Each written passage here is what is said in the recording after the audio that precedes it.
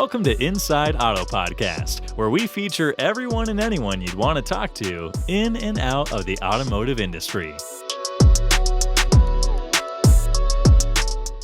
Hey everyone, Aaron Horowitz here, host of Inside Auto Podcast, where we interview top dealers, GMs, marketers, entrepreneurs, and thought leaders in and out of the automotive industry.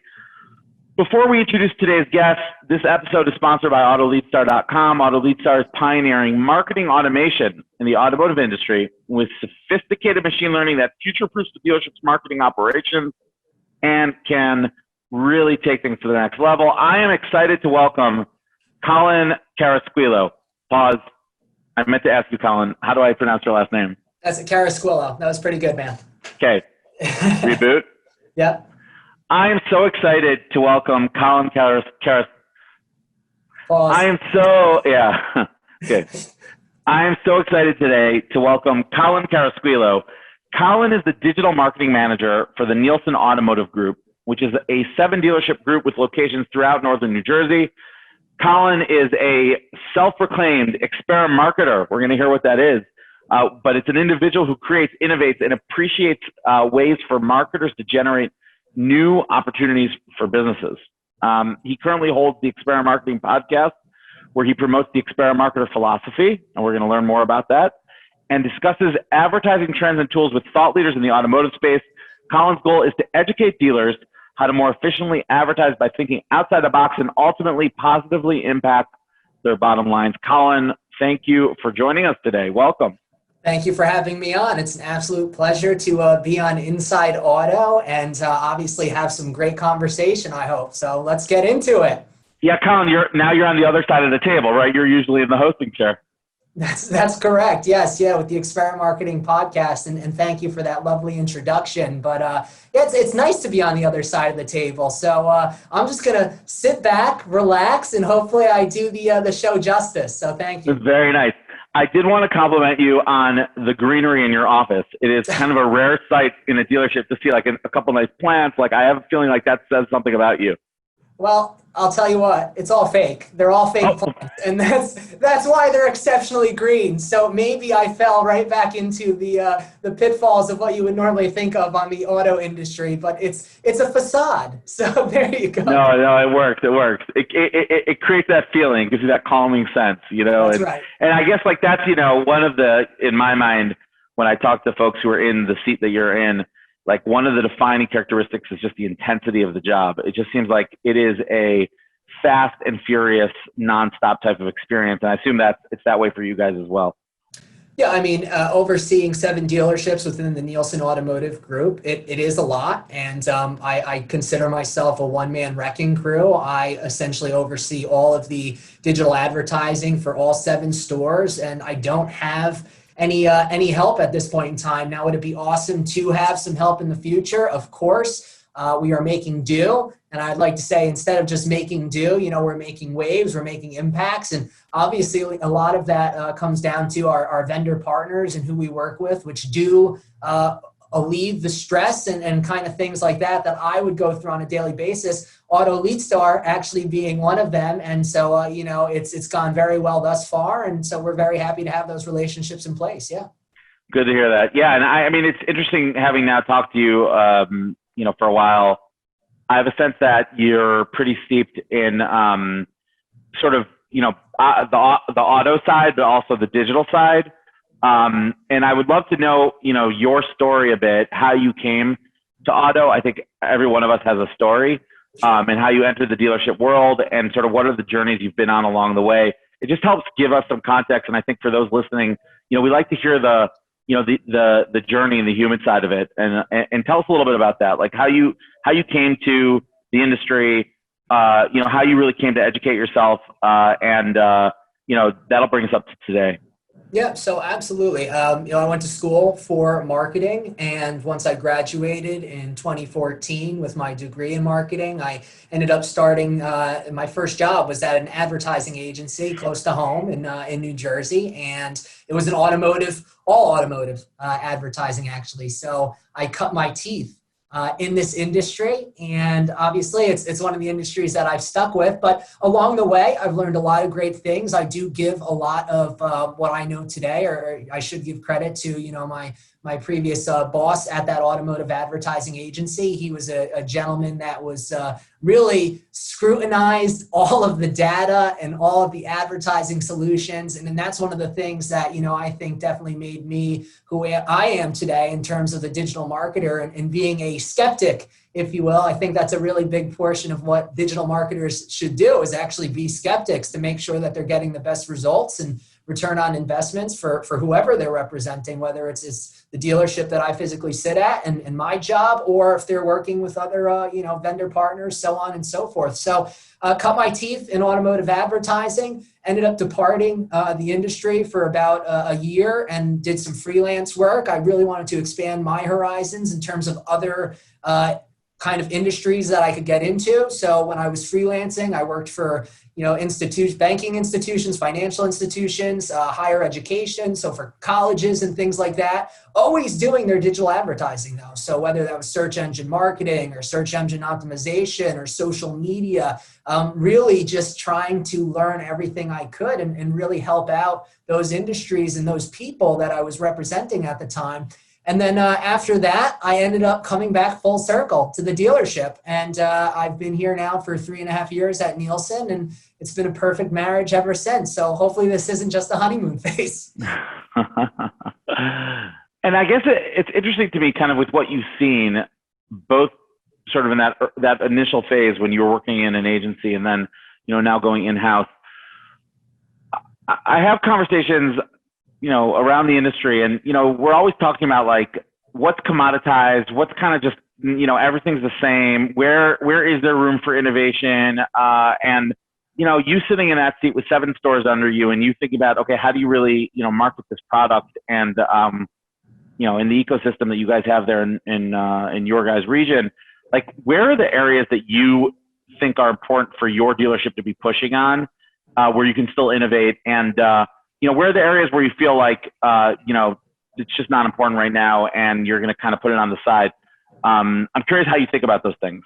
Yeah, so that's a great question. And, I would say it's very challenging. That is definitely one of the challenges within the industry. Although, and, this is nothing against the auto industry, we are a very antiquated industry. And I don't say that inviting criticism or challenges. What we need to realize when we say that this is an antiquated industry is there's a lot of opportunity, as you just mentioned, for improvement.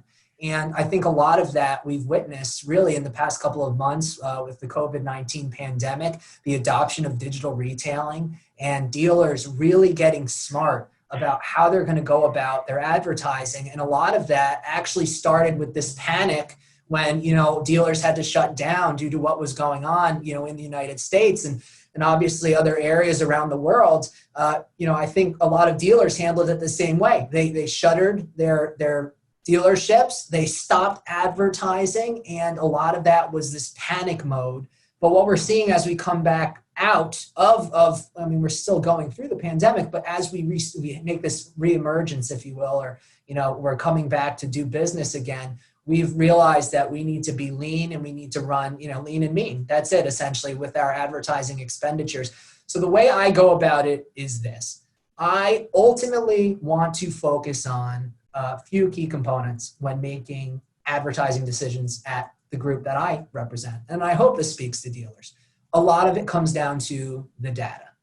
There is so much information and data out there, and a lot of the vendor partners that dealers currently work with have access to this data. It's dealers' jobs to ask for that information. And when I say data, these vendor partners of ours, whether it's Facebook, who obviously owning Instagram, you can leverage the data on Instagram. Folks like Auto Lead Star and the data that they have access to, with their vendor partners or their OEM partners. The data is what's going to make you be able to make informed decisions about your advertising, to cut costs, but to ultimately sell more vehicles in the future. So the way I go about it is, one, when I'm making these relationships or making decisions in terms of the advertising expenditures that we're going to do, it focuses on data. What is the data telling me? And once I have that information and know that that data that I'm looking for, in-market shoppers, customer profiles, so on and so forth, once I have that and I feel confident about making those decisions, then I'll make the decision. But if I do not feel confident, I am not going to make that decision. And that's it, plain and simple, because a lot of things that you end up saying, hey, let me try this, which sure, it's always good to try things, but if you try things and it's not an educated try, if you will, then it's not going to do your dealership justice. So that's really the biggest thing is data and how I think about it. What's available to me to make these decisions? Then the other thing is just about finding this white space. Now, what I mean by that is essentially we have dealers that, the tried and true methods of digital advertising, search engine marketing, display, retargeting, so on and so forth, social media. What I like to do as an experimarketer is I like to find the white space where we know that people are still interacting on certain platforms, right? For example, like Pinterest or Snapchat or TikTok. These are awesome platforms that are completely uncharted by dealers. And so when you try new things, but leveraging that data that's available, I think dealers can see some success, and it diversifies your portfolio. And basically it's like investing in stocks, right? You're not going to buy all blue chip stocks and you're not going to buy all penny stocks. What they say the best diversified portfolio is something that you have some expensive stocks and you have some cheaper options, and that's how it balances out. But that's what it is. It's finding that diversified marketing portfolio where you're getting that white space, but you're leveraging the data to help you make those decisions. A very interesting point. And I think that I love the rigor up front. It's sort of that hire slow, fire fast type mentality, meaning you are willing to take as long as you need to basically, form a conviction around a particular opportunity or vendor or whatever it is before you take that try, so that hopefully that try is, because there's nothing more permanent than something temporary, as they say, right? So that try turns out to be more often than not, at least, something that you can lean into over time. When it comes to the white space, which I think again I talk to in sitting in a vendor seat, right? I'm talking to tens of dealers a week, right? Very few are looking at the white spaces that you mentioned. And it was interesting. I was talking to someone on my team about Nielsen recently, and we were kind of, we were talking about that, how you write about, you speak about, you talk about platforms like Pinterest, TikTok, whatnot. I'm not sure if there's 50 dealers in the U.S. right now on TikTok in a serious way, on those platforms. It's just very interesting. Like, in some ways you're like really running an experiment that will inform the whole industry, meaning, so it's yes, to your benefit to kind of go into those areas that might be open, but it's also an interesting experiment. Can that drive opportunity for a dealership? Yeah, I think that, hits the nail on the head. Ultimately, I know that there are dealers out there. Ultimately, listen, let's boil it down to its most simple form. Dealers want to sell cars. Right. But what dealers do is they are continuing to invest their money in avenues, whether it's traditional media, which, please, dealers, if you're doing that, yes, there is sometimes a method to the madness, but move a lot of that money towards digital. You're going to have better return on investment. You're going to have better attribution. If you're talking about, hey, well, what did this get me? Digital is going to be able to help you out with that. But let's talk about the dealers that have already made that jump. They've reallocated some of that money that was in traditional advertising to the digital side of things. Well, they're doing it in search engine marketing, they're doing it in display and retargeting, and they're doing it in social media. Now, there's nothing wrong with that because that's where people are. But think about it. Think about all of the things that are happening in this day and age going on right now. I mean, with the election and everything like that, all of these outlets are becoming polluted with that type of content. And it's not just me. I know everyone on social media knows this too.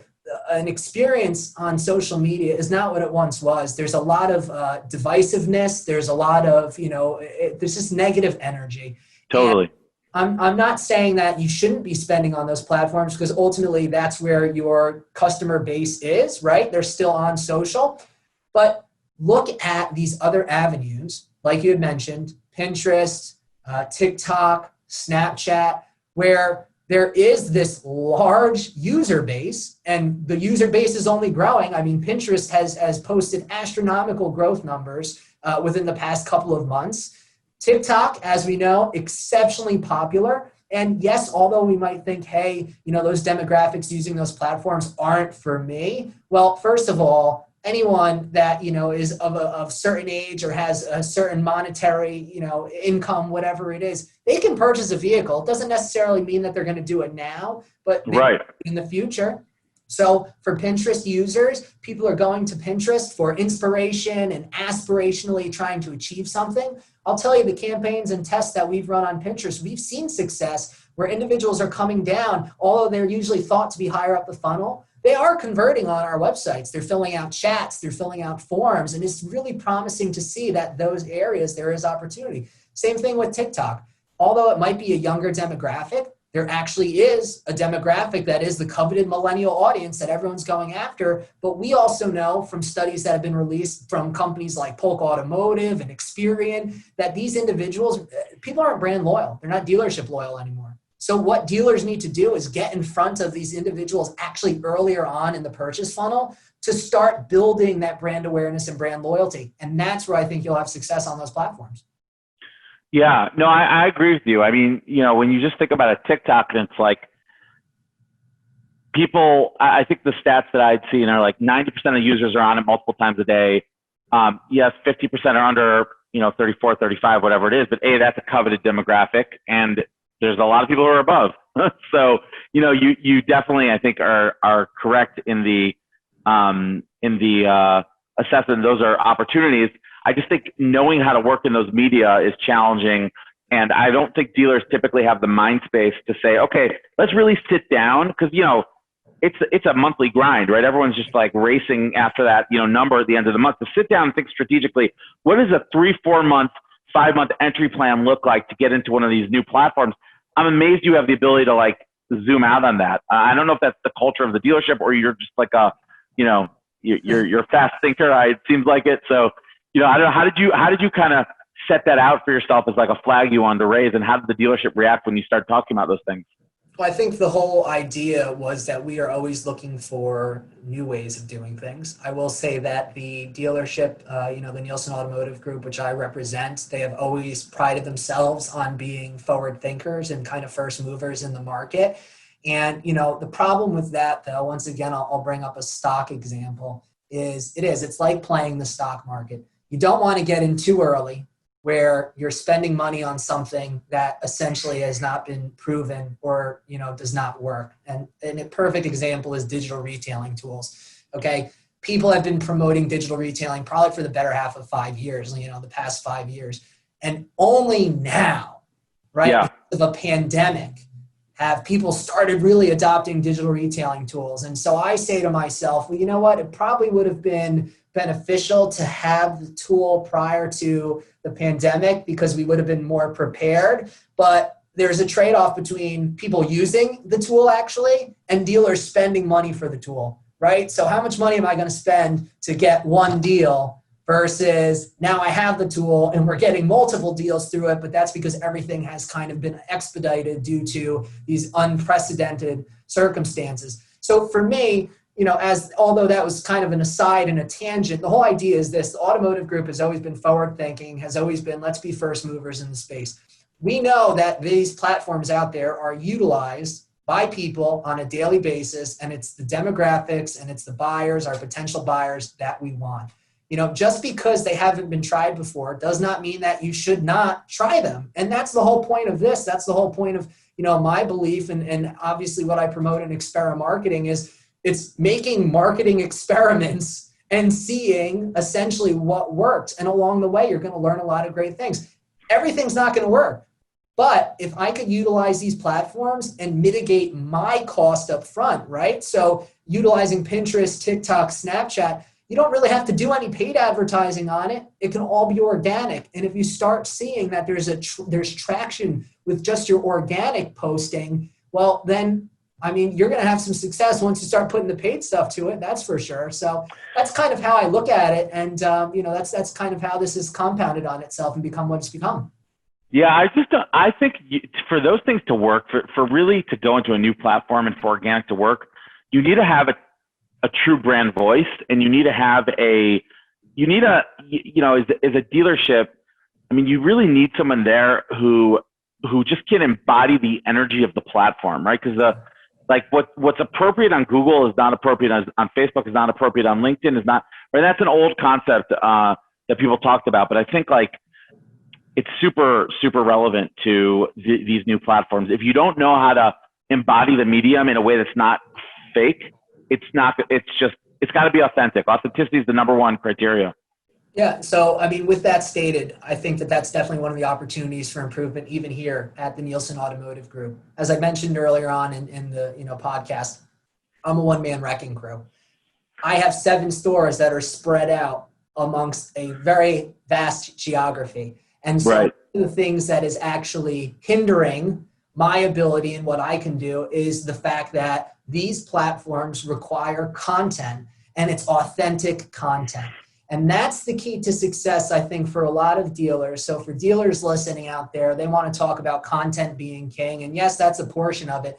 But this content needs to be authentic. It needs to be disseminated out on all of these different platforms, tailored to that specific platform. And that's how you're going to get success. I mean, I'll talk about this. I'm sure you've seen it. I'm sure everyone's seen it for that matter. There were 2 instances very recently. You had the vice presidential debate with Mike Pence and the fly on his head. Okay. That went viral. That trended all night during the debate. You also had my favorite guy at this point in time, Dogface208 on TikTok, who was skateboarding down the road because his car broke down. Fleetwood Mac's Dreams was playing in the background, and he's drinking Ocean Spray cranberry juice. I recently just did an Experimarketing Express podcast on this, but I just talked about the whole idea that, and if we're talking about these other platforms, look at how absolutely viral these moments went. And if dealers actually were astute or attuned or in tune to what was happening in that moment in time, they could have leveraged that virality and they could have made it their own. I mean, the example I gave in the discussion was essentially, okay, we have 3 Jeep, Chrysler, Dodge, Ram dealerships. It would have been awesome if at that moment I said, hey, give me a Jeep Wrangler. Let's put the top down. Give me some Ocean Spray cranberry juice. And I'm going to go driving, drinking my Ocean Spray cranberry juice, singing Fleetwood Mac's Dreams, leveraging what just occurred in this absolutely viral moment. You would have had some success for that. That's for sure. Yeah, it's just like being able to totally. I think that authenticity, being in tune to what's going to work in the medium is critical. Yeah. I think it goes back to the larger point we started with, which is that, I mean, in every industry, in every aspect of our life, right, technology's created some sort of phased evolution.